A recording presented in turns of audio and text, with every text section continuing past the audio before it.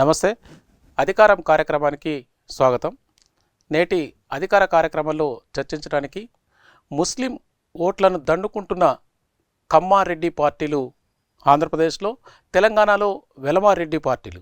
ముఖ్యంగా స్వతంత్రం వచ్చినప్పటి నుంచి ఇప్పటి వరకు ముస్లింలు చట్టసభల్లో దాదాపు ఆంధ్రప్రదేశ్లో ఇటీవల జగన్ రెడ్డి తీసిన సర్వేలో 8% తేలగా, గతంలో సమగ్ర కుటుంబ సర్వేలో కేసీఆర్ గారు తీసిన లెక్కల ప్రకారం 12% తేలింది తెలంగాణలో ముస్లిం జనాభా.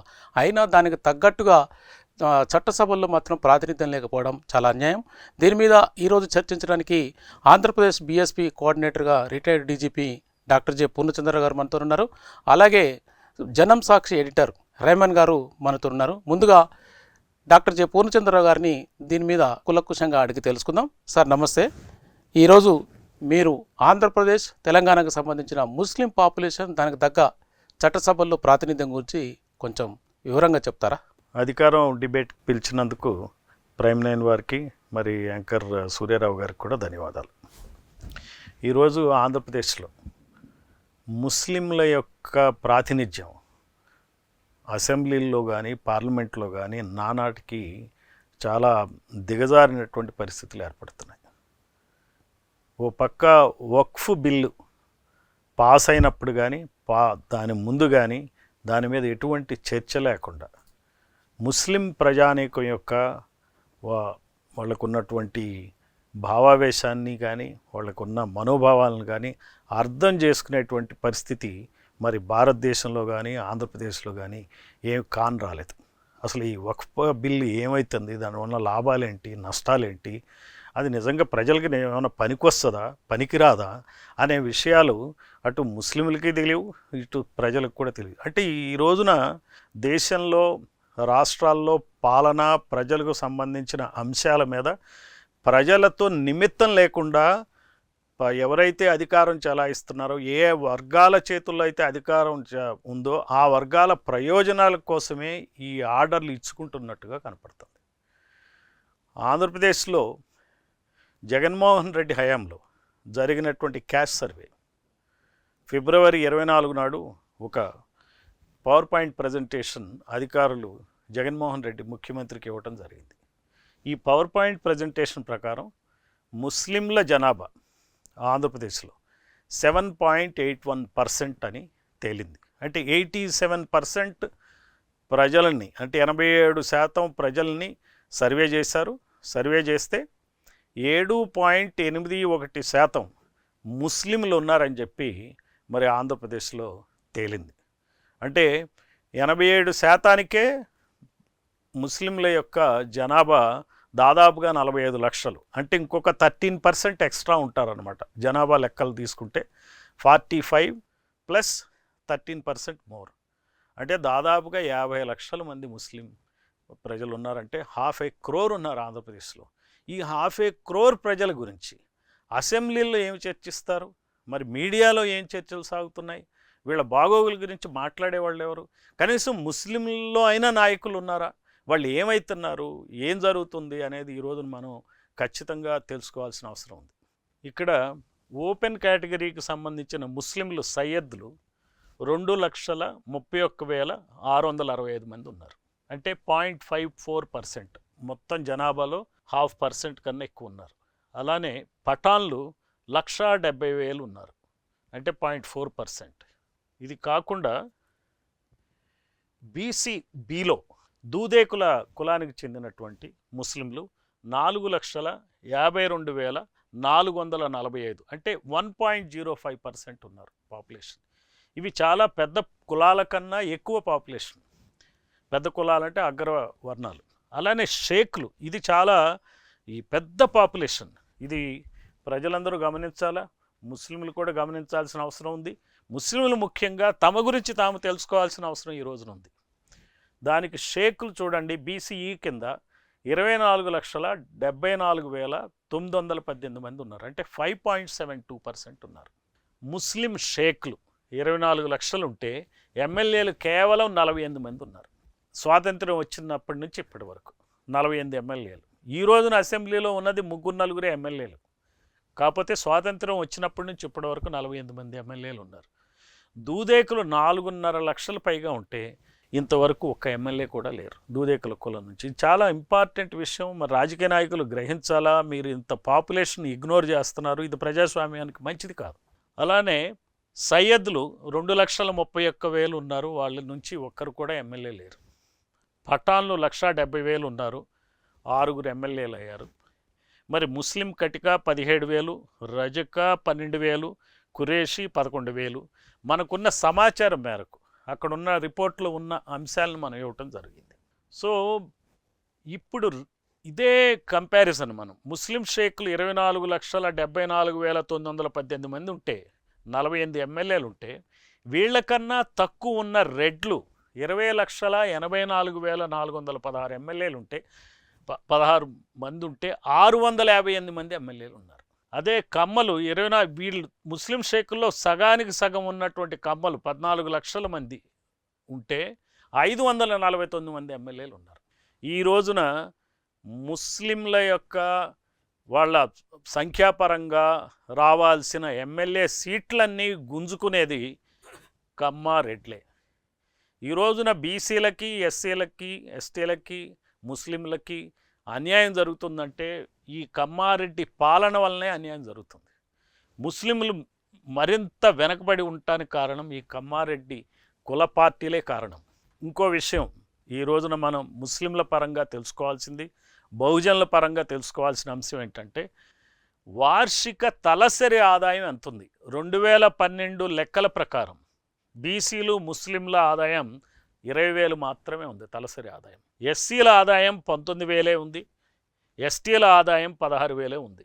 ఈ నేపథ్యంలో స్వర్ణాంధ్రప్రదేశ్ 2047 అని చెప్తూ ప్రతి వ్యక్తికి $3,200 అంటే 2,70,000 రూపాయలు ఆదాయం ఉంటుందని చెప్పడంలో ఔచిత్యం ఏంటి చెప్పండి?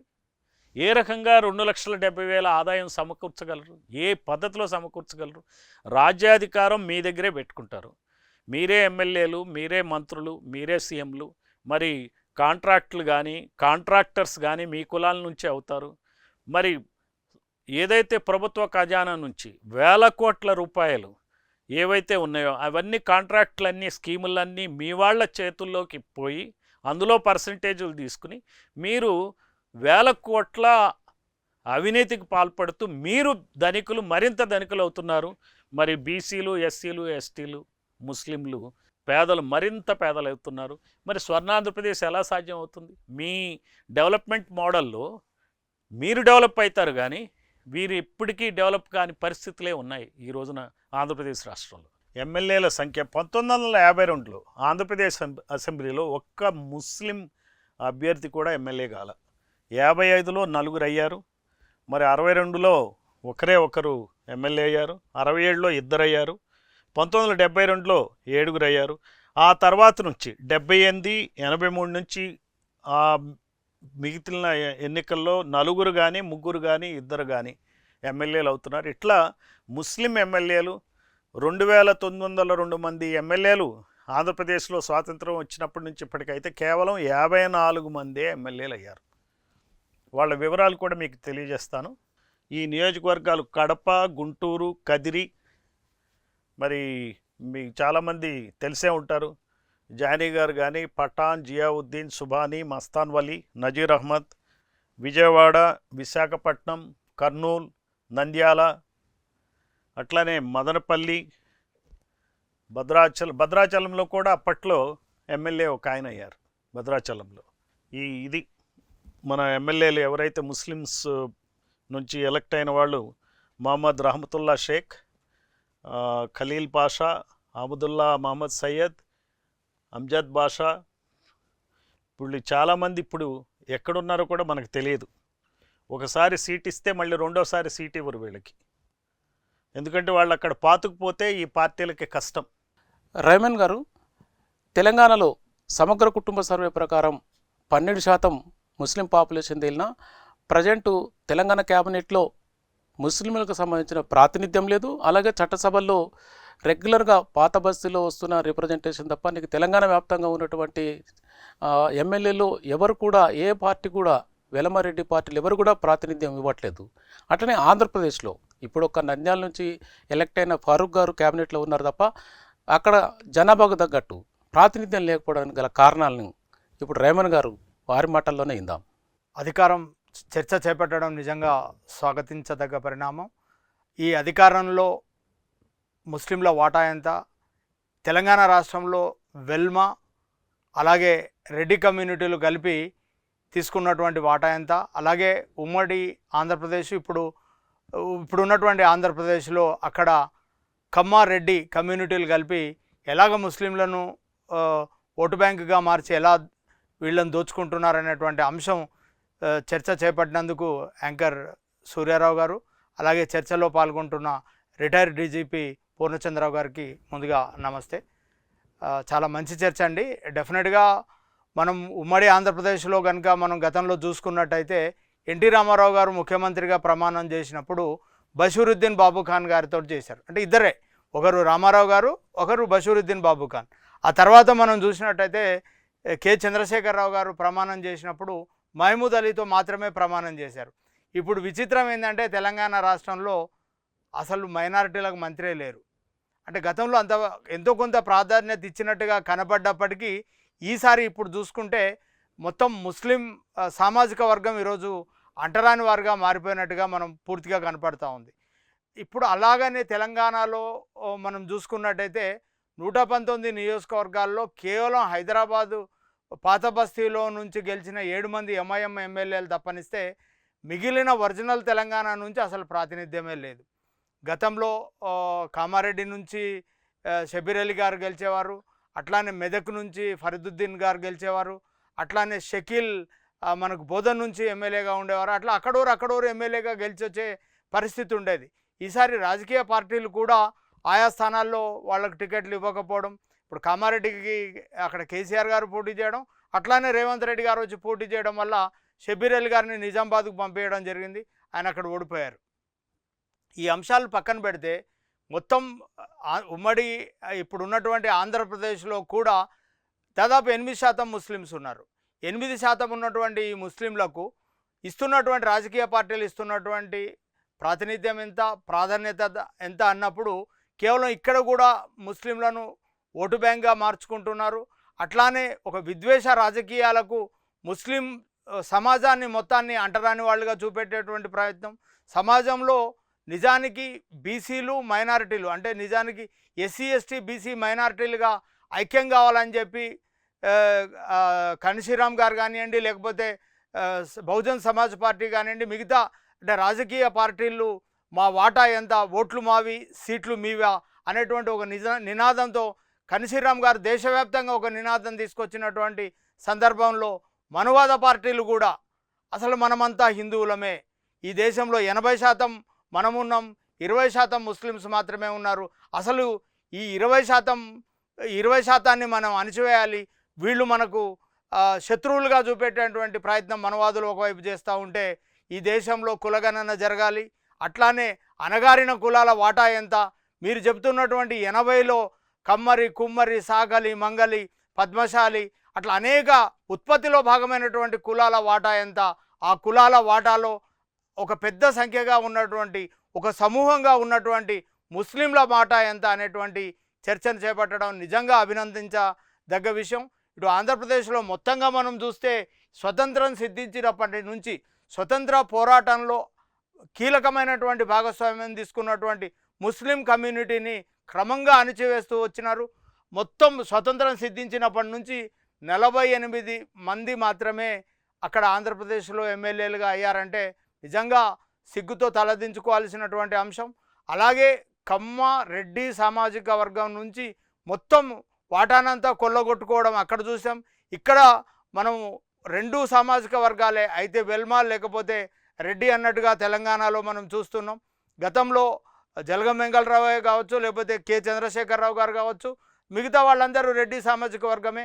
అక్కడ 6 నెలలు అక్కడ 3 నెలలే మిగతా సామాజిక వర్గాలు మనకు ఉన్నట్టుగా కనపడతాయి, పెద్ద లెక్కలు కూడా రాదు. అట్లానే ఇంతకుముందు పెద్దలు పూర్ణచంద్రరావు గారు చెప్పినట్టు వక్ఫ్ బోర్డు సవరణ ఒక బిల్లును తీసుకొచ్చారు. ఈ బిల్లు ద్వారా ఏం చేయదలుచుకున్నారు? ఈ మనకు కరీంనగర్లో ఒక మనవాద పార్టీకి ప్రాతినిధ్యం వహిస్తున్నటువంటి ఒక ఎంపీ చెప్పాడు, మనము మసీదులు తవ్వుదాం, శవాలు వెళ్తే మీవి, శివాలు వెళ్తే మావి అని. అంటే ఈ తొవ్వే కార్యక్రమం, అంటే మనుషుల్ని విభజించేటువంటి కార్యక్రమాన్ని చేపడతామని చెప్పారు. ఆయనకు తెలియదు బీసీ సామాజిక వర్గంలో చాలామంది జీవ సమాధులయ్యారు. బ్రహ్మంగారు ఉన్నారు మనకు కందిమలయపల్లె మఠంలో చూస్తే, ఆయన జీవ సమాధి అయ్యారు. అక్కడ తవ్వితే డెఫినెట్గా శవమే వెళ్తుంది కదా. శవాలన్నీ ముస్లింలు ఇవి, శివాలన్నీ ఇవి అంటే అవగాహన లేకుండా మాట్లాడుతున్నారు.